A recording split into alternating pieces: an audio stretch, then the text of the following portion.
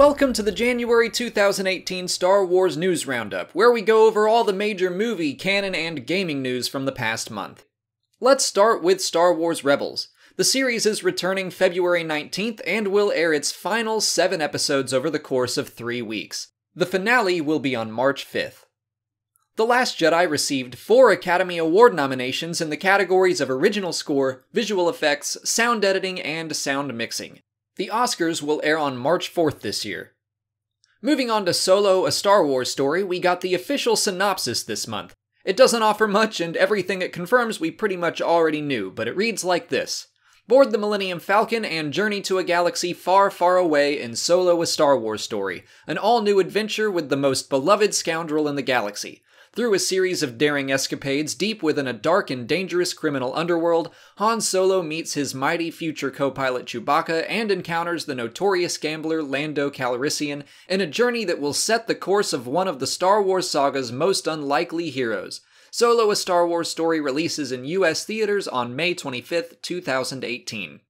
One thing that was discussed by Donald Glover is something so small that still has me very excited. He mentioned a shot that will follow characters from outside the Millennium Falcon up the ramp and inside to the cockpit. That's never been done in a Star Wars movie before, and I'm surprised by how excited I am to see it. Finally, in Solo news, John Williams will be writing the main theme for the movie. John Powell will still be composing the rest of the music, but I think it's great to have Williams, who's been writing music around this character for 7 other films, return to give him a theme of his own.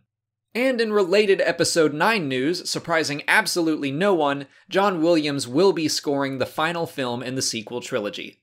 That's it for movie and canon news, so let's move on to gaming news with Elliot from Battlefront Updates. Thank you, Alex. Starting off, we got some news regarding Battlefront 2. Patch 1.1 was released to the game, which included a new blast map on Crate, as well as Iden's Starfighter, and a night variation map for Tatooine. There was also a ton of balancing done to the heroes, a nerf to the Wookiees, map balancing, as well as some quality of life changes. 1 week later, they also had a server-side patch, improving the matchmaking and map rotation in the game. It was also announced that they will be doing a Q&A with developers on the forum, something that was previously postponed, and the first round of questions have now been collected and sent over to the developers, so we will most likely get some answers early February. It was also confirmed that more arcade maps are in the works, something a lot of people who play offline has requested, as currently it's a very limited amount of arcade maps available in the game. EA and DICE also came out with a blog post detailing the coming months, where they said that they are currently working on remaking the progression system from Battlefront 2, and they will give us an update on that in March. And they also stated that Season 2 will be coming soon, although not giving us any details, so it is very likely that Season 2 might also start in March, as that would also align with how it was for the previous game, where the first real DLC dropped in March as well. Dennis, the design director on the game, also confirmed that they will have some light content to give the players while we wait for the big stuff, and this includes another thing that they announced in the blog post, a jetpack cargo game mode coming in February to Star Wars Battlefront 2. And 2 days ago, EA held their quarterly earnings call for their investors, where we got a couple of hints and details regarding the future of Star Wars games and Battlefront in general. First of all, they said that the next Star Wars game coming out is not going to be another Battlefront game, but it's going to be Respawn's Star Wars action game coming out fiscal year 20. And fiscal year 20 means April 2019 to March 2020. So it's very likely that that game will be released in 2019. And they also said that Battlefront 2 sold 9 million copies in the first quarter, which was up to December 31st, but their goal was set to 10 million, so they fell 10% short of that due to the controversy around the game.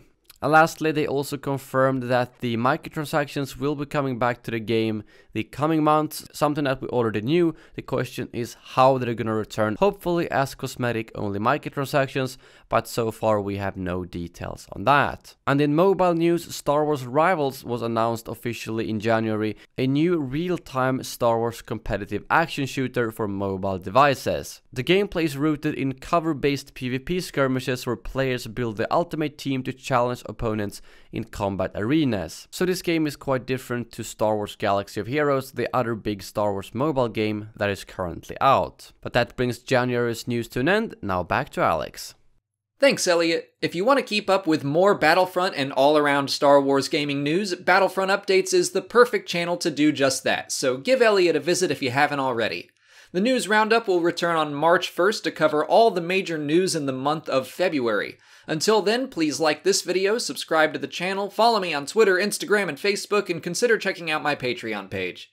As always, thanks for watching, and may the Force be with you.